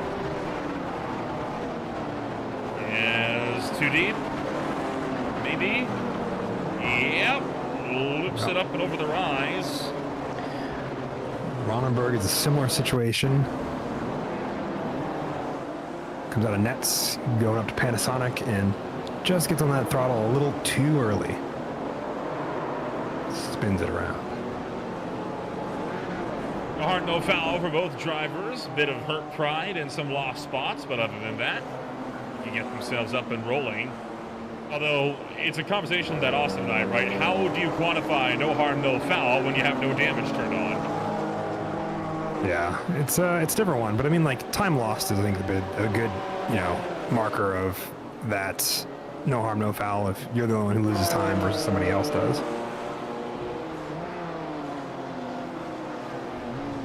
Still a fight for the top two, and Romano is a driver that is phenomenal on defense, but with Coffert's pace that we saw from him in qualifying, I'm willing to bet that if Coffert gets around Romano, he's just going to take off into the distance.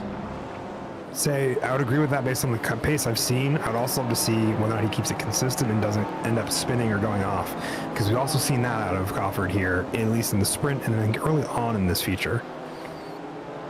He did see Ringo Harrison off the road, and he is actually taking a tow to pit road after this moment. Whoa, boy. Real loose. And that was the crunch you heard right before the leaders passed them by. There's the leaders as he jumps to pits. 15 minutes to go. We are into the final quarter of this race. Hot has gone around again. Keep eyes on the top two. See if there's going to be a move made into one, and there is not. Nope, but there is a car off. I believe that is Ethan Cond right in front of them, which may throw a wrench into that. This is Morse.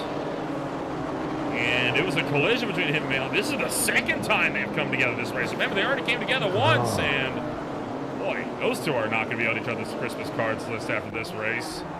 Definitely not. I'm super curious. What caused that? Looking like one driver just overshot, one driver tried to turn in, and, well, the rest is history. Yep, that is. I'm on the same page with that. And move for the lead. Coffer takes the spot from Giovanni Romano. 3 wide as we go through 300R. Romano still holds the inside, trying to battle back as we approach Dunlop. Question is, can he hang on to the spot? Coffered round the long way, got the momentum. And Be he's careful through. on that curbing. Romano cuts back to the inside. Coffer hit that curbing there, and I wonder if that gave him a little bit of a slower exit, and why Giovanni's alongside him now here as we get into nets. Going for that over-under. Yeah, no dice though. It was a little too close to him there. Flying Donuts versus Hot Wheels for the win in this one, and that will go the way it looks like of Alex Cofford. Got a great run going on him, and kind of hard to argue with the results. This was how the pass started. Yeah, just a clean overtake at the beginning to really set it up out of the hairpin. As they're going for it, Giovanni has a nice draft out of the last corner, going into the first corner. Make the overtake. Yep, sets himself up, got a good drive out of Panasonic down to Daichi. Well, there's a lot going on deeper in the field. We'll have to get a look on what the heck is going on, but you can see all the swapping going around the edge of the top 20, but right now it's all eyes up front of this fight for the lead. Ooh. We'll have to go back. There's at least one, maybe 2 incidents there. Well, looks like they're breaking apart from now, so we'll jump back and we'll cut back if this ends up escalated at all. This is Jake Kasich. Kind of where it started, the fight for 50 to 40. You see one car already off the road. He collects Jason Lee. Jason Lee had just finished self-spinning just before that. And they're both trying to get themselves rejoined. And has this caused issues? No, it looks like that might have just been it right there. Yes, that is the end of it, what I saw.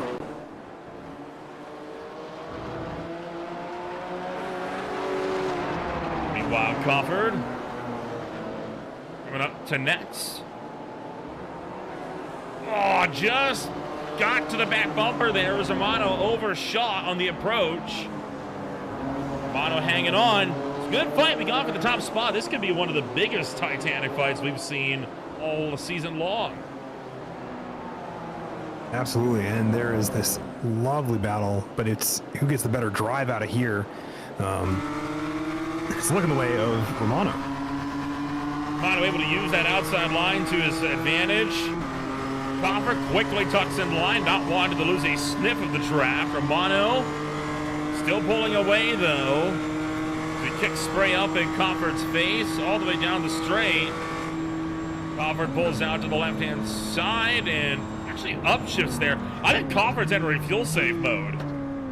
I get that feeling as well, especially given the fact that if he is able to, because I think when he pitted in the second Code 69, he has plenty of space there to make it to the end if he is careful with how he does his fuel saving.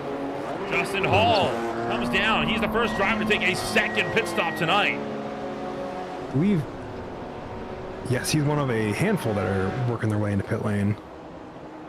And these are drivers that pitted around lap 8 or 9 under the first Code 68, correct on that one? Yes, I believe so. If that's the case, then that's bad news for Romano and Coffert. That means they might be in trouble with fuel. Now, I got pit lap 11 for both Romano and Coffert for their pits, so I think they will both be okay.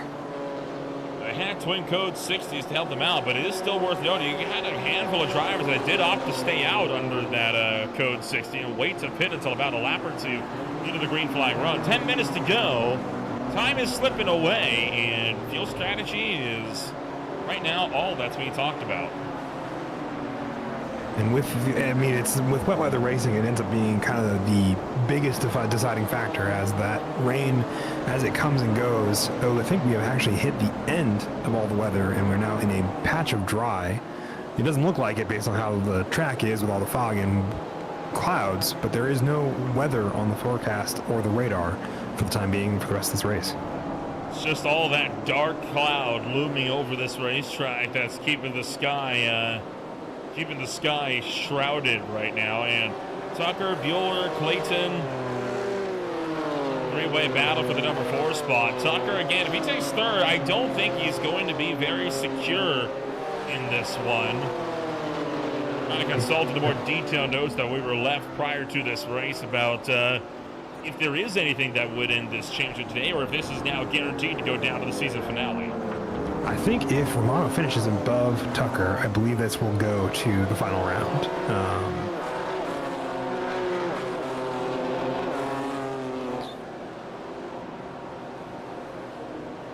Because I don't know that Giovanni will have the most laps led by the end of this race, depending on if Giovanni has to pit again, which I think will be the interesting thing to keep in mind as Coffer has entered fuel saving mode. Well, here's the critical thing to note as well. If Coffer's not safe, neither is Tucker, because Austin Tucker also pitted on the same lap as them. Yes. Neither of them are safe. Really, none of them are. We're now up at the top of the order.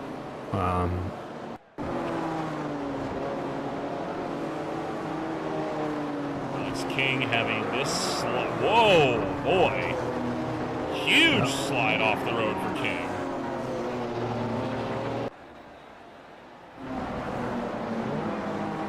I think that is race done for King for the evening. Yep, he is taking the toe back to pit road. Matthew Dupuis showing a small off. Tucker, Bueller, Clayton, all seeing who is able to take a run at it. Alexander Bueller hanging on with Austin Tucker just up the road. Brooks Clayton just a little ways behind. Approaching 7 minutes in this one. Yeah, definitely running out of time to get in a second stop if they need it. But I'm wondering if they didn't plan ahead and are prepared for that the one stop that they were looking to get. The gap for the top runners has extended out to 3.6 seconds. Right now, Coffert is lapping about 1.7 seconds a lap slower than Giovanni Romano. Romano is still going full sprint. He thinks he can make it, I think. That'd be my guess. I wonder if he's done a bunch of fuel saving earlier on in the race to not have to take a second pit stop and is now safe to run away. Whereas Coffert needs to make up that ground in fuel saving. Now Hot is in. Yet another driver could not go the distance, and around is Jordan Babcock. Oh, I think it was a pretty easy self-spin. Yeah, just a nice, slow and easy one.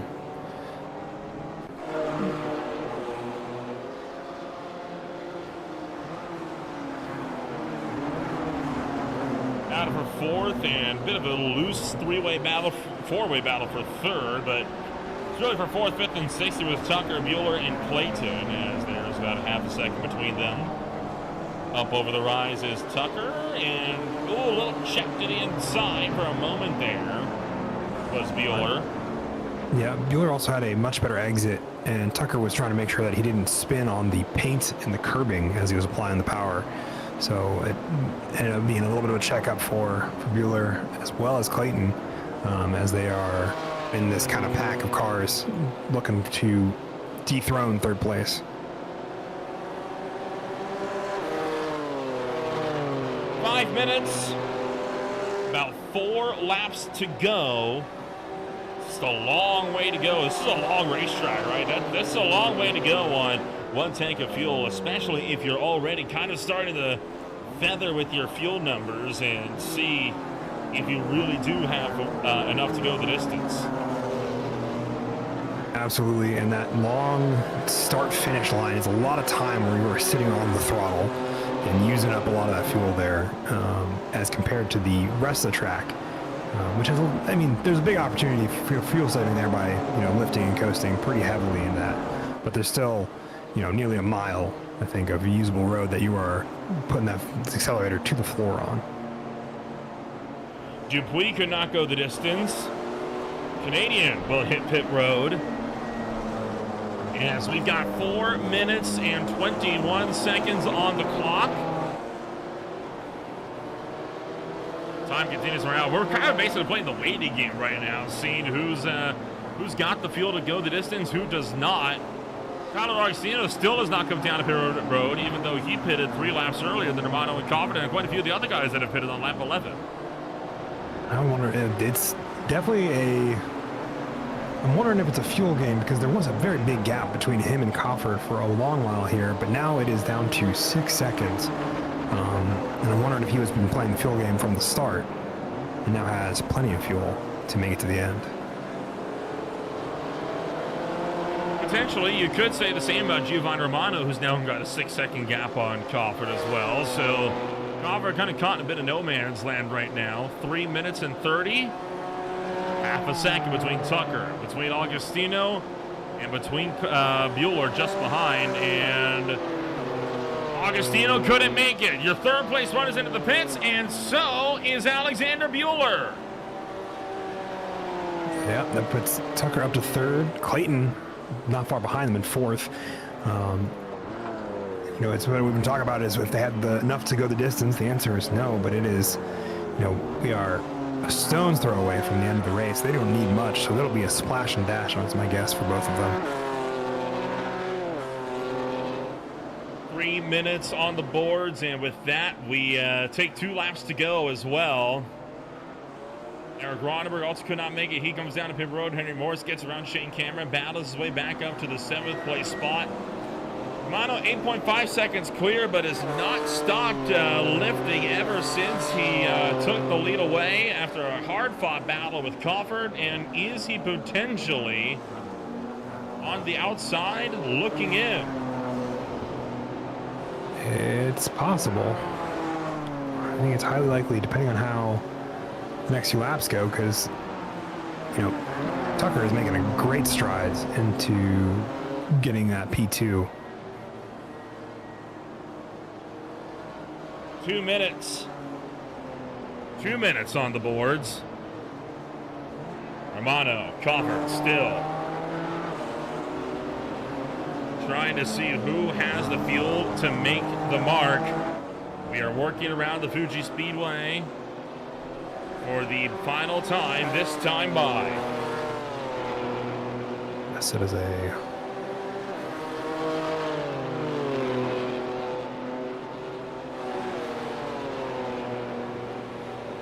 It's looking for a white flag. don't see one. But that's me. We've established I can't see things today. It's okay. Giovanni Romano still holding around within 9.8 seconds of the front runners. Alex Cover kind of topping out at about 130 down the straight, really lifting onto the fuel. Austin Tucker, 1.3 seconds away. Cover goes wide. Oh, that's not good. Didn't need that, especially on the fuel-saving game. No, that's going to make it, I think, a little bit harder to at least gather some kind of time here. We're definitely going to see, I think, Austin make the move here. Up in a second. Tucker makes the move to the number 2 spot in Coca-Cola Curve. Crawford at risk now of losing the podium, and Brooks Clayton gets into this as well. Now the big question, does Romano have the fuel to get to the line?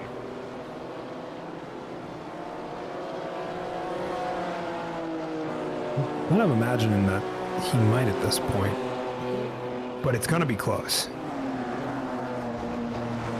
Still making his way through Dunlop. He's got a long third sector to go. 11.8 seconds. Up into the approach of Nets. Now into Nets proper. Still trying to see if he has a shot at taking the win.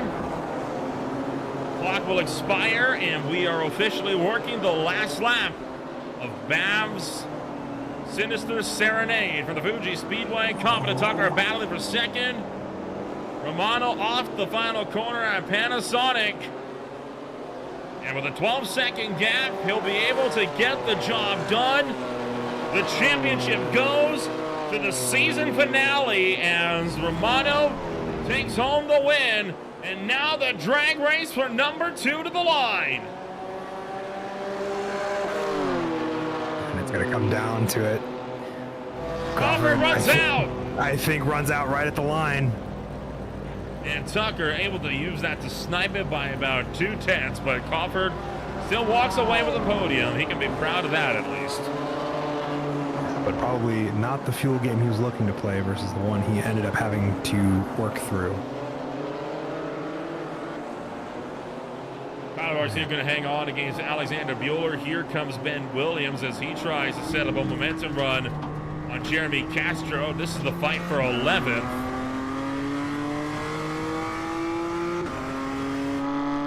He gets that.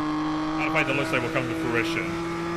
Yeah, I don't think, unless he gets really lucky on the draft or Castro has has a similar fuel issue, I think it'll be a pretty safe run for them. Already across the line, 10th and a half. We'll give it to Cameron. And now the rest of the field, one by one, getting set to trickle across. No real other battles outside of maybe Justin Hall and Todd Madole if Justin isn't able to just kind of keep it on track. Jason Lee's out of fuel. He's going to lose a potential spot, except for Tyler Vietnam, who is not going to take a spot that way. He is going to push Jason Lee. Never mind. He's going to...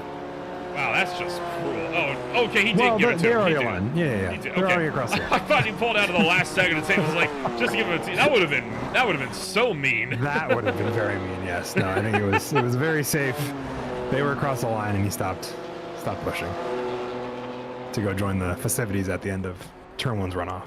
Stranded out of fuel is Todd Badol, and so is out of Joseph Mailhot, who will not make it up the hill. And I think this is going to be DNF's mark for both of them, as there's no one on track to come push him around.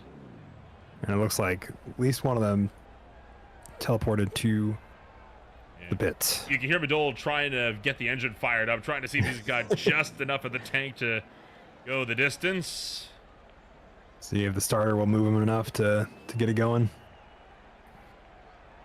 You're not running an actual diesel here, car buddy. It's not going to happen. Nah, unfortunately, it's not going to take him anywhere. You can put as many Volkswagen diesel badges on the side as you want. It's not going to help you here. Oh, we got some life in it. Maybe. You can hear him. Yep, there's a little. He's tried so hard, man.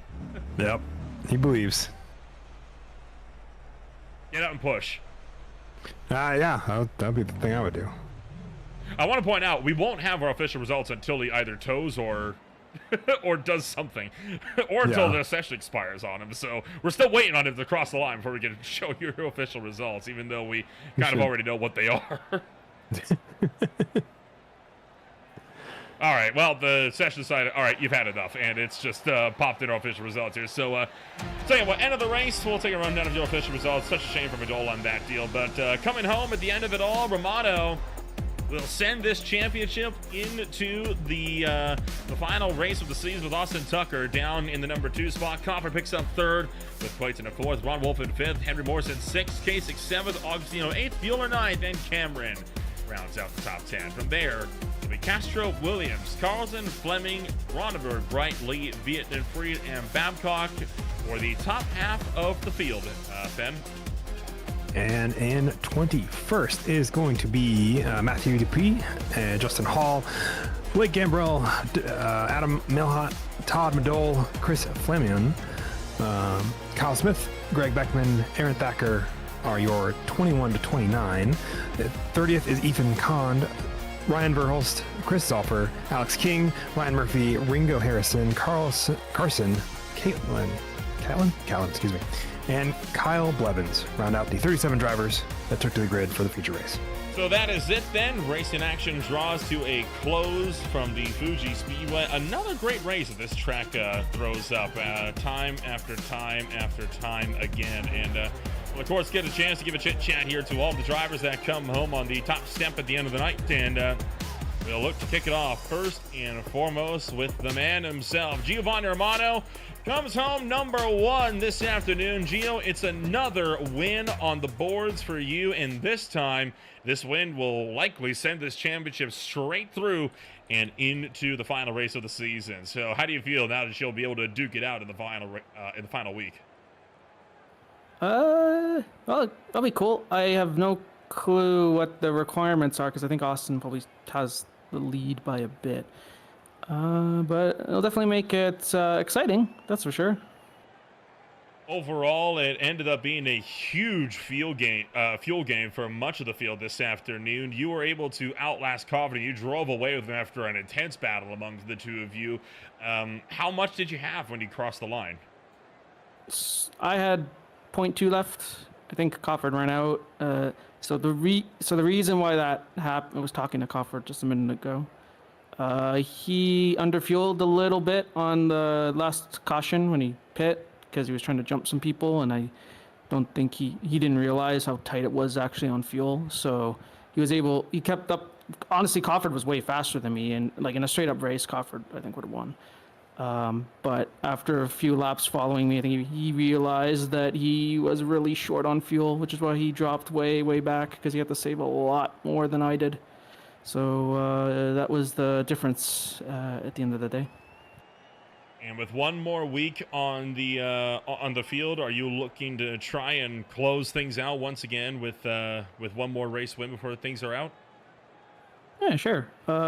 Especially Road America is a fun track.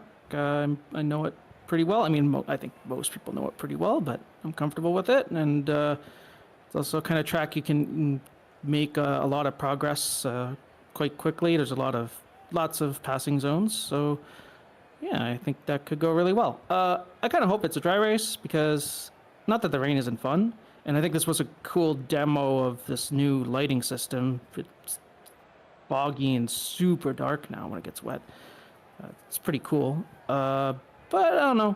This is what, the 3rd rain race? I think we need a dry race to balance it out a bit at the end. I think just not so much for me, but for just the field in general. I think this car is pretty tough to handle in the wet, and I think everyone might enjoy the send-off to this car better if they aren't slip-sliding all over the place. Well, wish you the best of luck when we go racing one final time next week. Congratulations on taking yet another race win, and we'll see you next week, wherever that may be. It's Road America. It is? Okay, well, there we go. It was picked by, I think it was picked by the... I can't remember off the top of my head how it was determined, but it was chosen. So, yeah, it's Road America. All right, there we go. Road America, Elk Carlo, Wisconsin. We'll see you there. Yep, thanks. Giovanni Romano will take home the number 1 spot this afternoon, and we'll bring up Austin Tucker, the driver that finishes number 2, into the booth. Austin, you were the second driver trying to see if he could lock out the championship this afternoon. Doesn't look like that has quite fallen your way, as Giovanni Romano able to come away with the race win this afternoon, but overall, still good points on the board for you. Yeah, I'm gonna have to do the math myself. I think overall, I might have gained some points on Gio just from bonus points and sprint points. I know he finished in top 12, but I was further up in sprint. So definitely, I did what I wanted to do tonight. I knew with the chance of rain, it would be a good chance of Gio getting both sprint points and a win in the feature, which is what happened. But so my goal was just to get as many points as I could otherwise, and I really couldn't have done anything else. Well, overall, it was a solid race for you. You were able to fight it out with Cofford right at the buzzer. You're able to get around him on the start-finish straight, coming to the line. Talk us through the fight with you guys in the closing laps. Yeah, so last lap, before that, I saw he had given up like 10 seconds or so, and so he was saving gas. And then when I got past, I thought he still had to keep saving gas, so I didn't expect him to fight back. And so when he did, the only thing I could do was try and dive in on the inside corner, since that's such a wide normal racing line. And so I knew I wouldn't have the momentum out, but that's the only move I had left. But then he ran out of fuel about 50, 100 yards from the start finish line, and then I started sputtering about a second after I crossed the line. So just smallest of margins was able to get me past Cofford today. 1 week comes up next. It'll be at Road America in Elkhart Lake, Wisconsin. Your bet on trying to see if you can go for the title. How's your confidence entering that track? Consider we're using the kink layout. Pretty good. I'm happy with the kink layout. I'm sure it'll be a pretty heavy lift in this car. It's so little downforce, but I think I'm in a pretty good spot. I think Gio would have to do quite a lot next week to win it. He didn't get a lot of bonus points tonight outside of leading laps. So overall, I think I'm in a pretty good position. As long as I can just kind of improve on some of my other results, I think I have a pretty good shot. Austin, as always, it's a pleasure to talk to you. We'll look to see you once again when we go racing next week back across the pond. For now, congratulations on number 2 this afternoon from Fuji. Thank you, Nolan. See you next week. And that'll bring us down to third place runner Alex Carver, the Alaska native, standing by with Fennicini. A heartbreak of a finish for you, Alex. Did you know that you were going to be that short going into the final piece? Giovanni said that you had a bit of an idea going in there. So walk me through the process that led you to that, unfortunately. Yeah, sure. No, I mean, I can do basic math, unlike some engineers in our team. So I definitely knew how to drive to a number, and so I was just hoping to run it to the end and then have enough for the drag race to the finish. And I was about 100 feet short, maybe 100 yards short of racing Austin, but made for good racing. So I knew there wasn't a ton I could do, but at the same time, I was out there cruising. Wonderful. Still take home third place, which is a fantastic finish. I mean, all things considered, within that race. I'm here for podiums. I come here to win. This car sucks. Fair. This car sucks. I don't jive with it. So I'm ready for next season, and I don't know. I'll dominate whatever car we get in next season. I was going to ask if we knew what car that was, but we'll have to see. So the team that wins gets to decide. They get a vote on it. So I'm excited to see what they come up with. I'll admit I had high hopes for the car, and I just, I don't want to trash it too much. I just don't jive with it. I don't like it. So I'm excited for next season. Understandable. Well, good racing all the same. Heartbreak for the loss. And we'll see you next week, I suppose. Are you excited for Road America?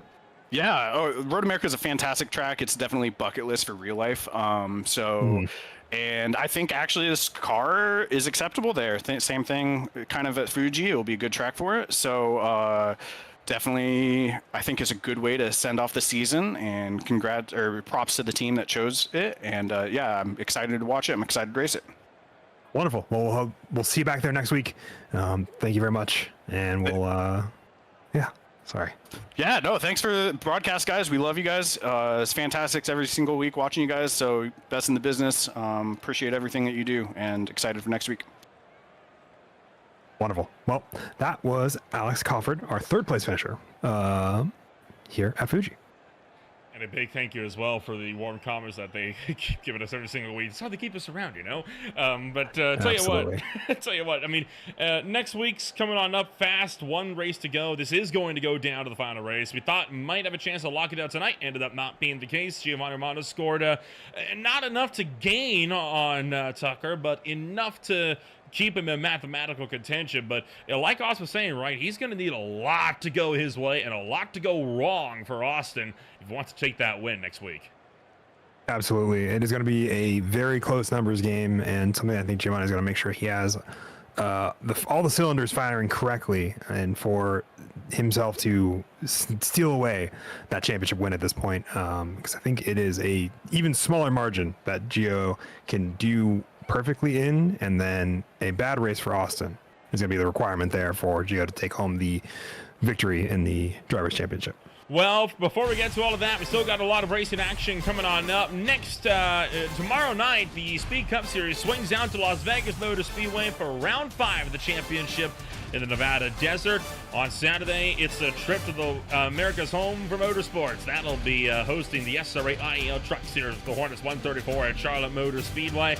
On Sunday, the big show, the Classic IndyCar Series, will be kicking off their season once again with the PRS Grand Prix of Phillip Island, and that will be capped off then by the ASRL Xfinity Series, swinging on out to Atlanta Motor Speedway the night after 160 laps of racing to close out the week. OMSRL Cup Series back in action, as will the season finale of the Beer League and their 10th season of racing next week as well. And for now, that's all the time we have for one afternoon. If you want to find out more about who we are, what we can offer you, check us out today at www.greenflagtv.com. My name is Will Rempel alongside Benicini. Thank you so much for joining us. We'll see you all next week one more time in Elkhart Lake, Wisconsin.